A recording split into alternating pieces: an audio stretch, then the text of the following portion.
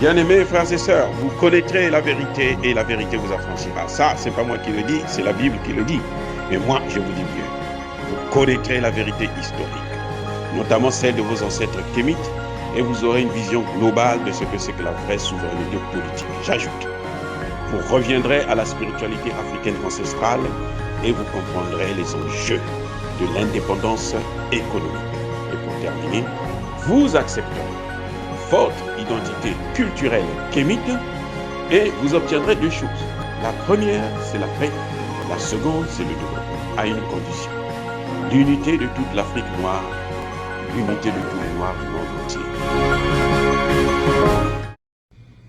Otep à tous, bienvenue sur la chaîne des panafricanistes, par essence, par conviction et par excellence. Celle des citoyens kémites par nécessité et obligation de combat. Nous sommes une chaîne qui n'est guidée que par nos ancêtres et rien que par les ancêtres qui appartiennent à l'égrégore du monde noir. Par conséquent, nous ne croyons en aucun Dieu venu de l'étranger. Toutefois, cette vidéo n'est aucunement destinée à inciter à la haine ou à la violence, car nous menons un combat qui est d'abord et avant tout spirituel, intellectuel et démocratique. Ensuite, il est politique, géopolitique et géostratégique, contre l'impérialisme, le colonialisme, le néocolonialisme et l'endocolonat, qui sont tous qualifiés de crimes contre l'humanité. Nous menons ce combat sur la base du principe fondamental que nous avons hérité de nos ancêtres kémites, qui est celui de la Mahat, c'est-à-dire solidarité, vérité et justice. Vous êtes donc en droit de connaître la vérité. Nous avons l'obligation de vous dire la vérité, rien que la vérité, afin que justice soit rendue au continent africain. Et ça, c'est notre modeste contribution dans cette noble lutte en faveur de la souveraineté, la dignité, la solidarité et l'unité africaine. C'est exactement ça que nous appelons le panafricanisme. Bien-aimés frères et sœurs, nous allons vous parler aujourd'hui encore des ravages de l'esclavage et de la colonisation. Nous allons en particulier parler du fait que l'esclavage et la colonisation ont transformé, ont formaté l'esprit, la pensée des Africains, de l'homme noir. Je parle bien de homme avec grand H, c'est-à-dire que homme ou femme. Il y a un phénomène que l'on constate ici aux États-Unis, qui montre que, en réalité,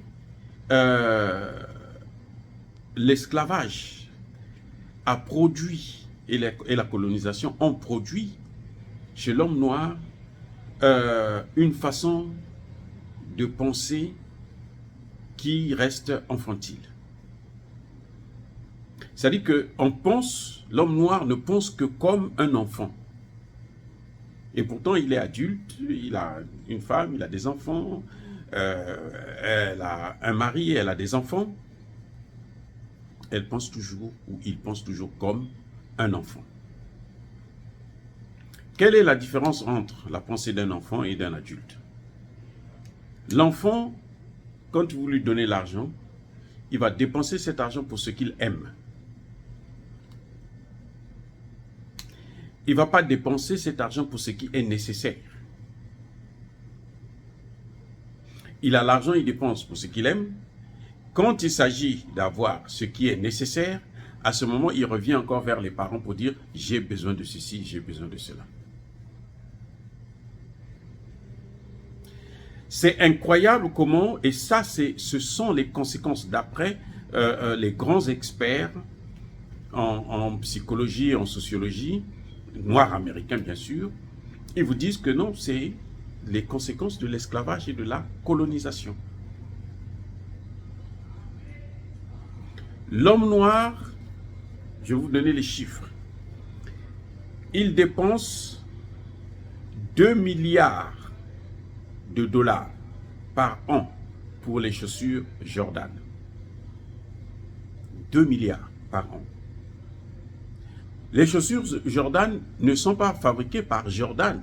C'est vrai que Michael Jordan, c'est un noir américain. Mais ce n'est pas lui qui fabrique ça. Il fait venir ses chaussures de la Chine, de l'Inde, du Pakistan, l'Indonésie et autres. Donc la Corée, tout ça, nous donnons au moins 2 milliards, rien que pour les chaussures. C'est pas tout. L'homme noir dépense 4 milliards de dollars par an pour l'alcool.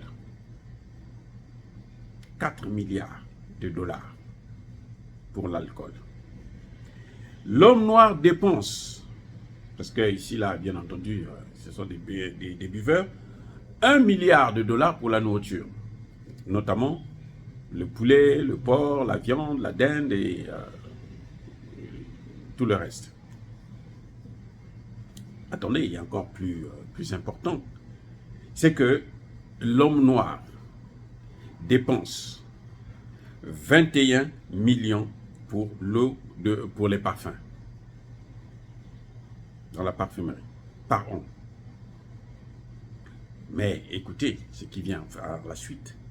30 milliards de dollars pour les produits de beauté. Cosmétiques, salon, ongles, machin, tout ça là. 30 milliards de dollars. Mais par contre, on a constaté, j'ai pas parlé des jeux vidéo, là encore c'est plusieurs milliards de dollars que l'homme noir dépense pour les jeux vidéo. Mais regardez, la moitié des enfants qui sont en 4e année, ça équivaut au CM1, CM2 chez nous, ne savent pas lire au niveau d'un enfant normal qui est en 4e année, ici aux États-Unis. Pareil pour les enfants en 8e année. La moitié de ces enfants, c'est au collège, la moitié de ces enfants ne sont pas capables de lire comme un enfant normal qui est arrivé jusqu'en 8e année. Alors que nous avons tant de milliards de dollars que nous dépensons. Avec tous ces milliards de dollars, notamment pour les chaussures. Or, ce qui est plus important, ça, c'est ce que nous aimons, nous les Noirs.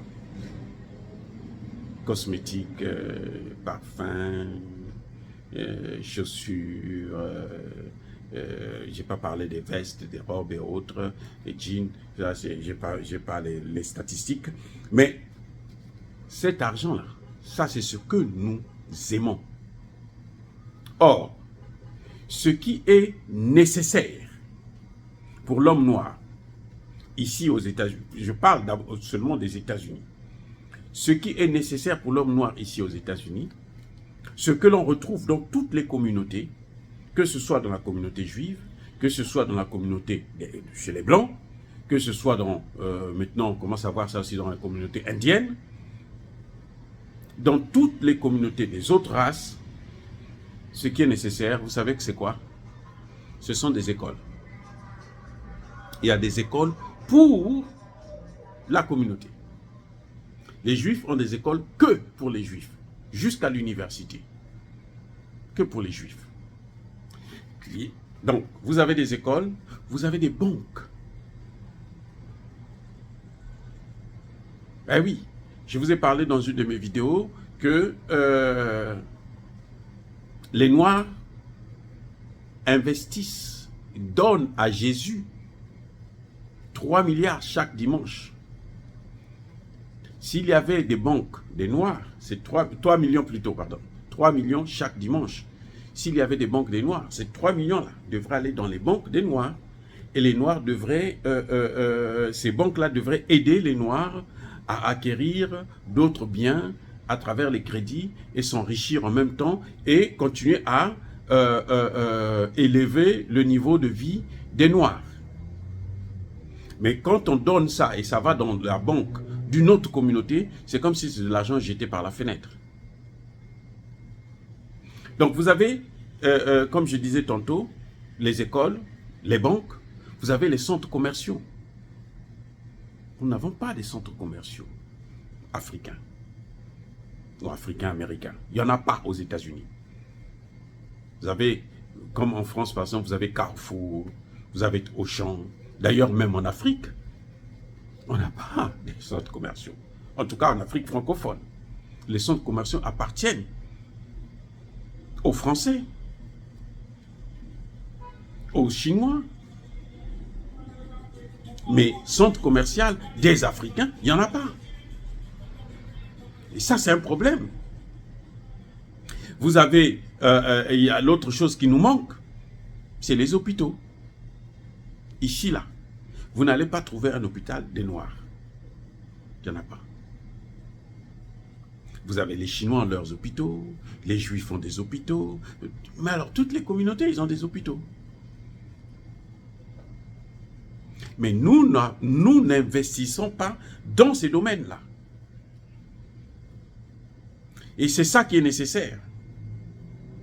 Hôpital, école, banque, commerce. On n'investit pas dans ces domaines. Donc nous sommes en quelque sorte des consommateurs, des simples consommateurs.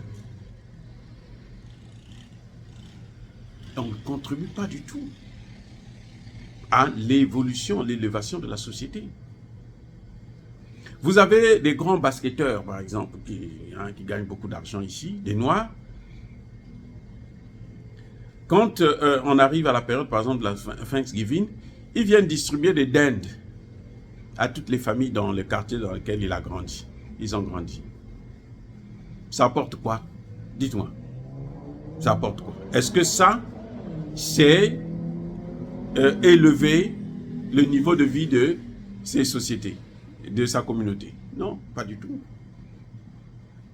Et pourtant, chaque année, les Noirs investissent, donnent aux hommes d'affaires coréens, par exemple, 30 milliards de dollars par an que la Corée retire des hommes, des Noirs. Il y a un problème.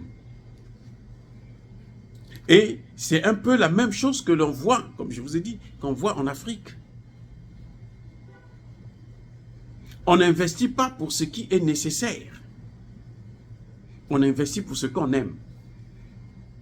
Et en général, c'est pour faire de m'as-tu-vu. En général, c'est pour que, parce que on nous a dit que nous, on est inférieurs, alors il faut consommer ce que eux ils ont, même si ça coûte cher, il faut l'avoir. Et dans nos têtes, on se dit que on est considéré, on se fera respecter, on se fera reconnaître par l'autre. Mais non, c'est pas comme ça. Et demain, on se plaint, on vient quémander, regardez les pays africains. Macron a appelé tous les pays africains. Ils sont venus tous parce qu'ils pensaient qu'on allait leur donner de l'argent. Ils arrivent, on leur promet, on va vous donner ceci. Et qu'est-ce qui se passe? On leur dit que nous, on va prendre cela.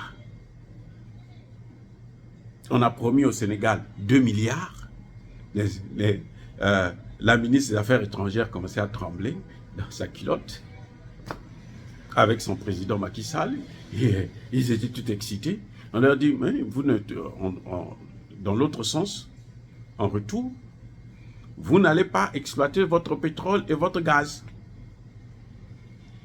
Alors que c'est le pétrole et le gaz qui ont développé ces pays-là. Vous avez entendu parler du pétrodollar. La force du dollar, c'était quoi? Le pétrole. Le pétrole est le produit le plus consommé au monde. Donc voilà, nous, quand c'est nécessaire, on va tendre la main. Quand c'est pour n'importe quoi, bon, là, à ce moment, on dépense. Il y a des gens qui ont évalué combien les femmes des dirigeants africains, c'était, je pense, l'année dernière, à l'Assemblée générale de l'ONU, les femmes des dirigeants africains sont venues, elles ont fait des courses. Parce qu'elles sont venues, c'est pour faire les courses, puisque les maris sont à l'Assemblée et tout, elles viennent pour faire les courses. Dans la 5e avenue, Madison, là il y a des grands magasins, toutes les grandes marques. Vous savez en quelques jours combien ces femmes-là ont dépensé? D'après les statistiques américaines. Ces femmes-là ont dépensé près de 5 milliards de dollars. En quelques jours.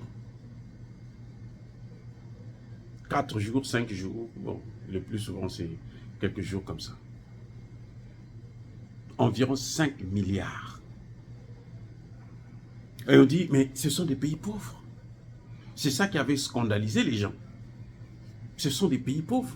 Comment ils viennent faire des dépenses comme ça là? En peu de temps, ils viennent. Et ce qu'ils achètent, c'est quoi? Les sacs, les habits, les parfums, les chaussures, les produits de beauté, machin, tout ça là. Des grandes marques. C'est tout ce que nous faisons.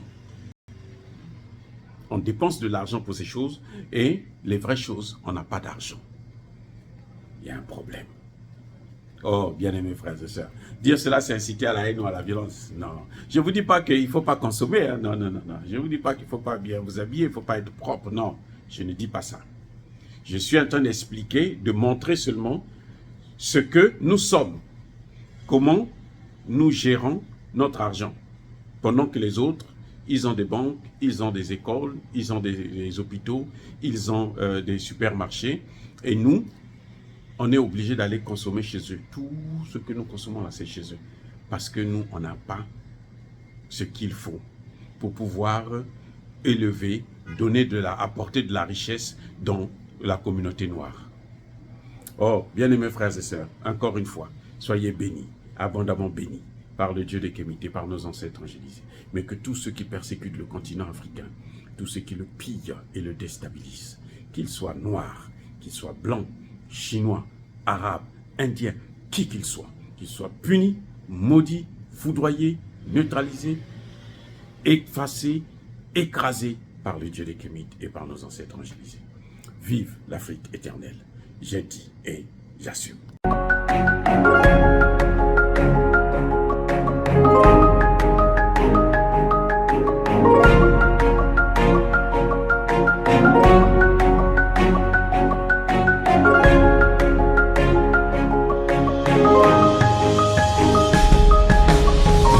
Eux, ils marchent par la foi et non par la vue.